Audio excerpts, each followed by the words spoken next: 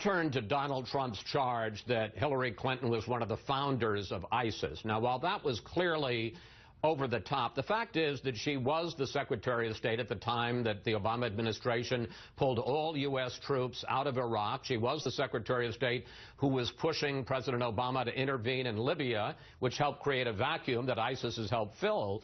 Doesn't she bear some responsibility, if not the founder, some responsibility for the rise of ISIS? Well, first of all, the language that Donald Trump has used as it relates to ISIS is disrespectful to the military that is out there fighting ISIS every day. Just last week, Chris, we took out 8 tankers in ISIS. We took out mortar. We hit a tactical unit. We have shrunk the area of ISIS in Iraq by 40%. We've shrunk the area of ISIS in Syria by 20%. The men and women that are risking their lives every day through the orders of their commander-in-chief, when they hear a presidential candidate try to act like that our president is on the bad guy's side, how do you think that makes them feel as they're out there in the field fighting? In fairness, Senator, I mean, he isn't criticizing or in any way denigrating the work of the military. He's saying that President Obama and Hillary Clinton made some bad decisions that have led to the present situation. Well, there's a lot of reasons that ISIS rose up. One of them was a status of forces agreement known as SOFA that Bush negotiated.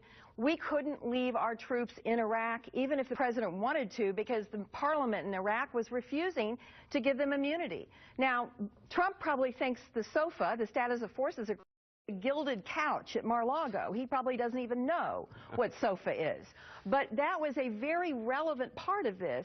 It was also important to realize that Assad, by what he did in his country, allowed ISIS to move into what was then Iraq, Al-Qaeda in Iraq, into Syria and get strongholds and recruit. That was the work and support of Putin, who is Trump's best buddy. So you can say Trump and his friend Putin are the founder of ISIS, which probably would be more accurate than calling out the commander-in-chief in that way. Well, I'm glad for that last comment. That'll certainly get Donald Trump's attention. Senator